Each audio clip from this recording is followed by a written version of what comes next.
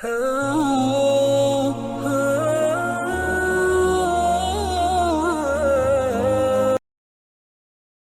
Utica, New York. I was born and raised here. Growing up, there wasn't really a strict regimen of going to church or anything like that. I was born Catholic. We would read from the Bible once in a while, but I wouldn't say that we were necessarily a religious family, more spiritual, I guess. We did find certain things were important to us, like staying away from doing bad things. That would probably be the extent of our religiousness as a family.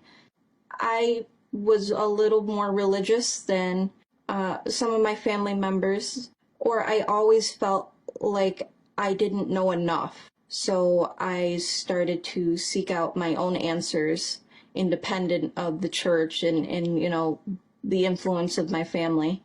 My first encounter with Islam was actually probably hearing about it on the news, unfortunately, because the news doesn't always portray Islam.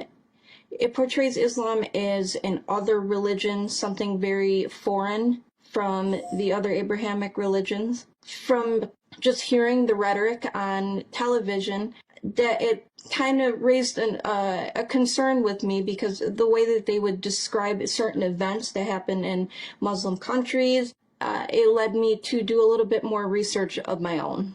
As I went into college, I started to mingle with all sorts of people, and so one of my good friends, she was born Muslim, she kind of started talking to me about it. Like, what do you know about Islam? We would talk about certain things, and I always kept an open mind to what she said.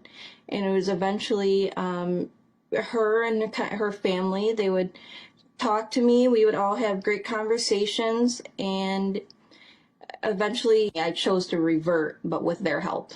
What drew me to Islam, there are many things that come to mind, but at the forefront, it would be the authenticity of the what's written, how the book has not changed for 1,400 years plus. Also, just the teachings of the Prophet, Hadith, like it's really, I would think a certain way about certain events and certain things that happen in everybody's lives, big ideas, abstract ideas, and I would start reading about different hadith and things in the Quran, and it would click, what was morally correct, what is correct to do, what isn't correct to do. I found that it actually, like, what I would think would kind of align with Islam, and I feel like I was guided to it. Just based on my observations, my 25 years of living, it brought me to Islam. What my driving factors are in following religion would be, I always strive to be the best person I can be, to always try to do good for other people, be good to other people. If someone wrongs me, I'm not a vindictive person. I want to be forgiving, and that's naturally how I am. I find that Islam really supports and describes, how a person should be, and that's, how I want to, strive to be. Other things that drive me would be, there has to be some sort of regimen, there has to be some sort of routine. Islam promotes routine. Routine in prayer, routine in what you do every day. And of course, the beauty of the world and Allah's creation is also a driving factor, because it's around us every day, and I just say, thank God for all the beauty that's around us.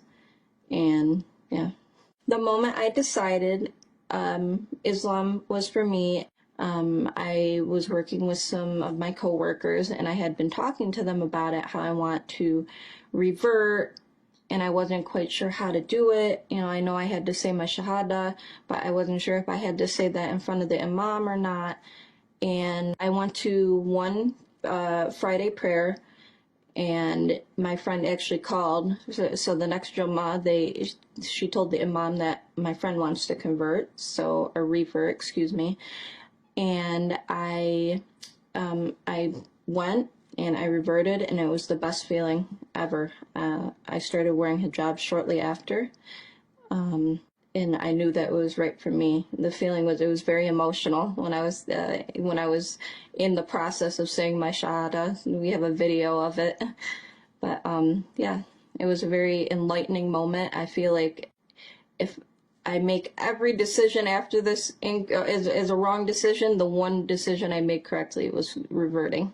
Of course, I had challenges reverting, coming, from, not the same background. But one of my biggest challenges was, giving up bad habits. Also, trying to stick to praying 5 times a day. I'm still working on that. Learning about, what's okay, learning the proper way to pray. Growing up in my house, I don't think I ever really learned how to pray as a Catholic. So learning how to pray in Islam and learning the different surahs so I could actually pray correctly. Still a work in progress, but I think that's my biggest challenge right now. My family had mixed reactions, not negative, I would say, just very curious. My mom is she's accepting. She does have questions once in a while. She misses that I show my hair, or she misses that I don't show my hair. My grandma passed away maybe a year or 2 ago. I had told her that I had been looking into Islam and I loved learning about it, and I told her, and she was okay with it. She said, as long as you believe in God, then it's acceptable. So I feel like I have her blessings. My mom, she's okay with it. My brother, he's okay with it. He has nothing to say. He lets me do what I want. And my cousins, my friends have been the most supportive. A lot of them, in fact, when I finally started wearing hijab and told them that I reverted, they were like, well, it's about time, because I'm always talking about it. Mostly mixed reactions, but positive. I didn't receive a lot of negative comeback.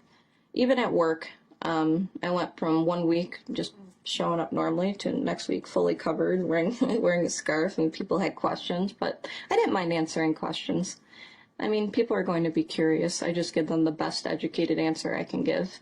My favorite thing about Islam, what I would have to say, is the emphasis on the mercy of God, how he is beyond what we can imagine. His mercy is, everything about him. The other thing would be about the Prophet Muhammad and how his character is described. It's just amazing, and how he conducted himself and the early followers. It's just an amazing story. It's an amazing set of events, and it captivates me. And anything that I hear about it, or anything new that I hear, it's just right here. Goes straight to my heart.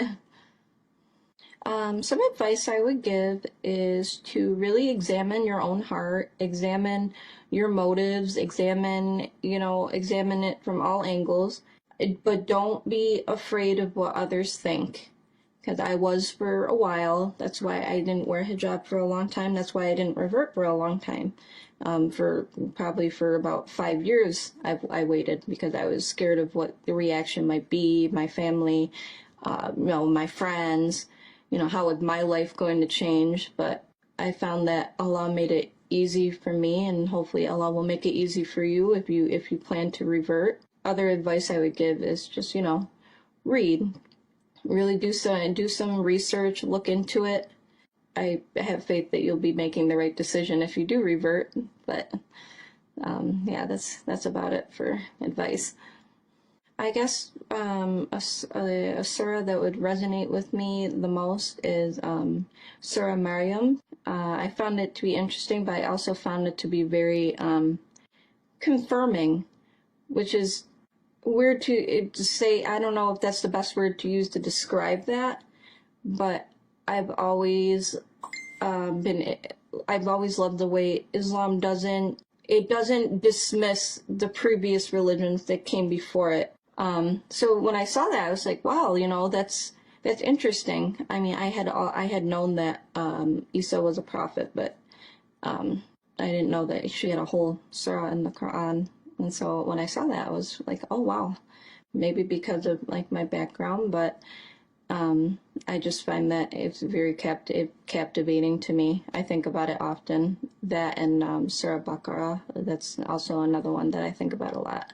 It's very long, but I find that I think about it often. I try to, you know, I try to look up, I try to read and look up, but I find that these two are the ones to stick with me the most. I hope my meeting with Allah is, I hope that He is pleased with me. I hope that He can forgive me for any way I have hurt His other creation. I think it'll be very peaceful.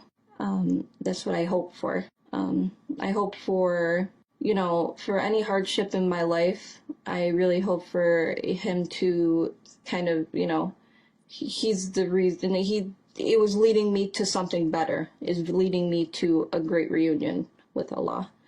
So